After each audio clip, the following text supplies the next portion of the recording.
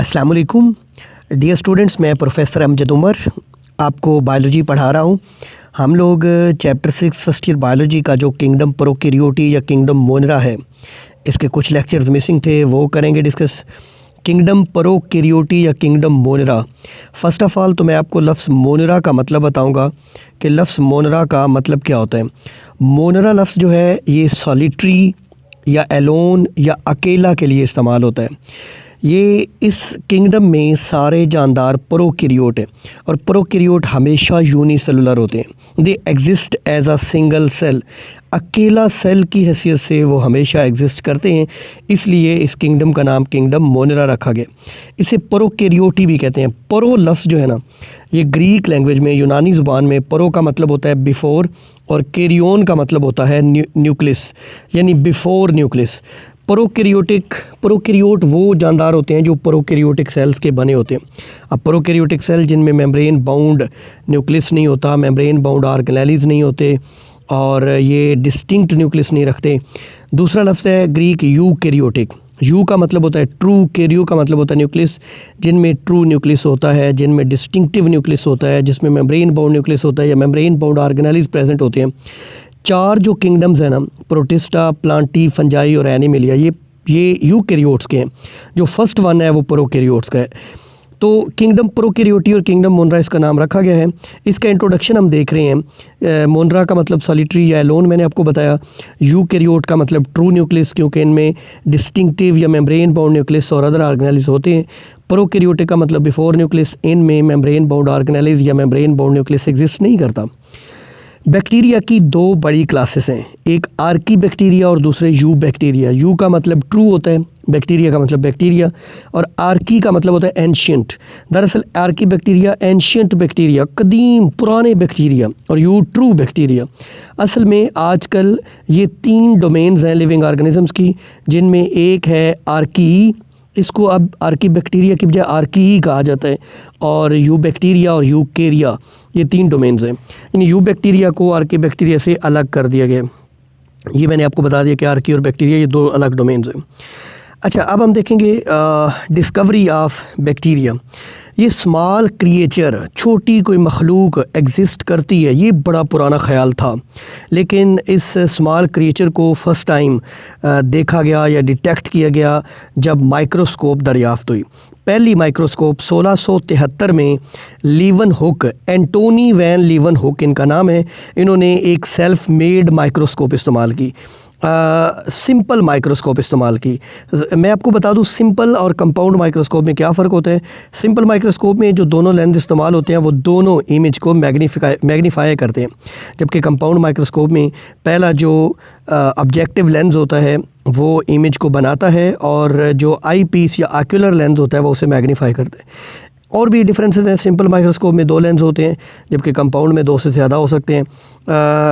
इसी तरह 1673 में एंटोनी वैन लीवनहुक ने बैक्टीरिया और प्रोटोजोआ को फॉर द फर्स्ट टाइम देखा अपनी सेल्फ मेड माइक्रोस्कोप के नीचे, और उनकी बड़ी बाकायदा डिस्क्रिप्शंस यानी वजाहत दी, और उनकी ड्राइंग्स, उनकी तस्वीरें बनाई, उनको एनिमल क्यूल्स का नाम दिया।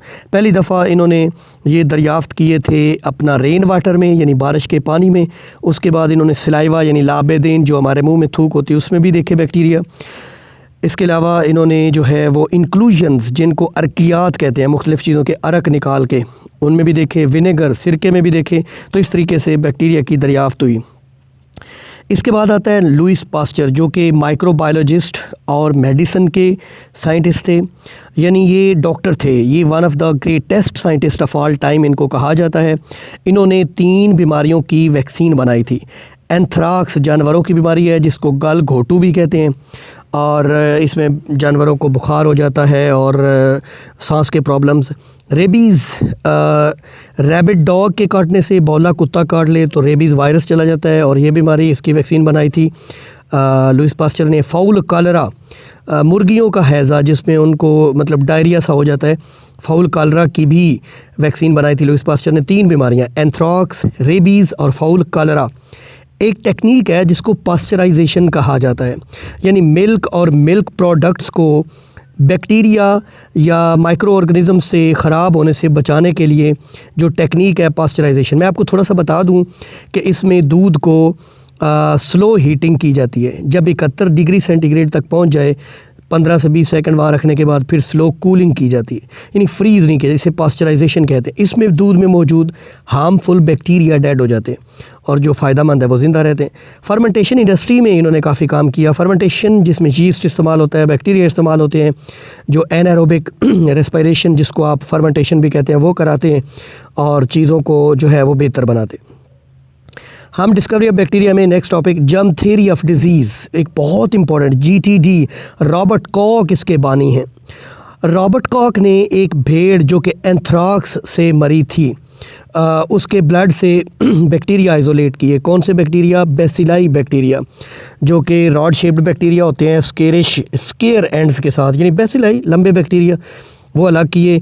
और इसी तरीके से फिर 2 और बीमारियाँ, ट्यूबरक्लोसिस जिसे उर्फिया में TB कहा जाता है जो इंसानों की बीमारी है, कॉलरा हैज़ा, असल में कॉलरा भी विब्रियो कॉलरा बैक्टीरिया काज करते हैं, ट्यूबरक्लोसिस बी बैक्टीरियल डिजीज़ है, एंथ्राक्स भी, ये जो है इनके बैक्टीरिया अलग किए रॉबर्ट कॉक ने। रॉबर्ट कॉक को ऐसे लगा कि हर बीमारी की वजह जरासीम होते हैं, तो उन्होंने एक्सपेरिमेंट्स किए और एक थ्योरी दी जिसे जर्म थ्योरी ऑफ डिज़ीज़ कहते हैं। स्टूडेंट्स, मैं आपको बता दूं, इससे कबल लोगों का ख्याल होता था कि बीमारियां जिन्नों से हो सकती हैं, खुदा की नाराज़गी से हो सकती हैं, लेकिन इसने बताया रॉबर्ट कॉक ने कि नहीं जी, बीमारियां बेसिकली इन्फेक्शन से होती हैं, बैक्टीरिया की एंट्री से होती हैं। तो इन्होंने 4 पोस्टुलेट्स की एक थ्योरी बनाई जिसे जर्म थ्योरी ऑफ डिज़ीज़ या GTD कहते हैं। सबसे पहला है कि हर डिज़ीज़ के साथ एक स्पेसिफिक ऑर्गेनिज्म अटैच होता है, यानी एक बैक्टीरियम या एक कोई इन्फेक्शियस एजेंट अटैच होता है। दूसरा पोस्टुलेट है कि उस बैक्टीरियम को, स्पेसिफिक ऑर्गेनिज्म को आप आइसोलेट अलग कर सकते हैं, यानी उसके ब्लड से अलग कर सकते हैं और उसे प्योर कल्चर पे ग्रो कर सकते हैं। अब प्योर कल्चर क्या होता है? यानी जब जानदार के जिस्म के अंदर है बैक्टीरिया तो वो मुख्तलिफ़ तरह की फूड ले रहे हैं। जब उसे आप लैब में उगाते हैं तो आप सिर्फ एक चीज़ इस्तेमाल करते हैं। फॉर एग्ज़ाम्पल, आप एगर जेल इस्तेमाल करते हैं तो एगर जेल प्योर कल्चर है, यानी उससे अलग करके प्योर कल्चर पे ग्रो किया जा सकता है। और causes disease in susceptible animal, वो एनिमल जिससे बीमारी लग सकती हो। अब कुछ लोगों का तो जो है इम्यून सिस्टम बड़ा मजबूत होता है, उन्हें तो बीमारी नहीं लगती, जिनको लग सकती है। ससेप्टिबल एनिमल में वो प्योर कल्चर से आइसोलेट किया हुआ, ग्रो किया हुआ ऑर्गेनिज्म दोबारा दाखिल करेंगे तो उसे बीमारी हो जाएगी और उस एक्सपेरिमेंटली इन्फेक्टेड इंडिविजुअल से दोबारा वो बैक्टीरिया आइसोलेट किए जा सकते हैं। तो इससे क्या साबित होता है? इससे साबित होता है कि बैक्टीरिया वगैरह जो हैं, माइक्रो ऑर्गेनिजम्स जो हैं, वो इसके पीछे हैं। किसके पीछे? किसी भी बीमारी के पीछे हैं। इसी तरीके से आगे बढ़े तो कॉच और उसके कोलीग्स ने काफ़ी सारी टेक्निक्स पे काम किया। इन आकुलेशन, जिसे वैक्सीनेशन या इम्यूनाइजेशन भी कहते हैं, जिसमें पेशेंट को जो है वो वैक्सीन दी जाती है जो कि केयर है, क्योर नहीं है। आइसोलेशन, बैक्टीरिया को अलग करना, जैसे मीडिया प्रिपरेशन, जैसे मैंने एगर जेल की मिसाल दी, वो एक मीडिया है जिसके ऊपर बैक्टीरिया ग्रो किए जा सकते हैं। मेंटेनेंस ऑफ प्योर कल्चर, यानी प्योर कल्चर को मेंटेन कैसे करना है। प्रिपरेशन ऑफ स्पेसिमन कैसे तैयार करना है जिसके ऊपर बैक्टीरिया वगैरह ग्रो करने हैं। इस पे कोक और उसके कोलीग्स ने काम किया। बैक्टीरिया के अकरेंस की बात करें तो बैक्टीरिया हर जगह होते हैं, हर जगह। मसलन एयर हवा में होते हैं, लैंड ज़मीन पर होते हैं, वाटर पानी में होते हैं, ऑयल डिपॉजिट्स जहाँ आपने ऑयल सेव किया होता है उस वहाँ पे मौजूद होते हैं, ऑयल स्टोर्स के अंदर, फूड खुराक में होते हैं। डिकेइंग ऑर्गेनिक मैटर, जलते हुए मरते हुए जानवर और पौधे उनमें होते हैं। प्लांट्स में होते हैं, मैन इंसान में, एनिमल्स जानवरों में। हार्ट स्प्रिंग्स, समंदरों की गहराई में जहाँ पानी गर्म होता है 120 डिग्री सेंटीग्रेड तक, वहाँ भी बैक्टीरिया होते हैं। अल्कलाइन और एसिडिक सॉइल हो यानी तेज़ाबी हो या असासी, सब में होते हैं। हाईली सिलाइन इन्वायरमेंट, यानी समंदरी पानी में भी bacteria. So bacteria are present everywhere. ये हमारे 2 टॉपिक्स थे जिसमें हमने पढ़ा occurrence of bacteria and discovery of bacteria. Channel को सब्सक्राइब कर लें, बेल आइकन को दबा दें। अल्लाह हाफिज़।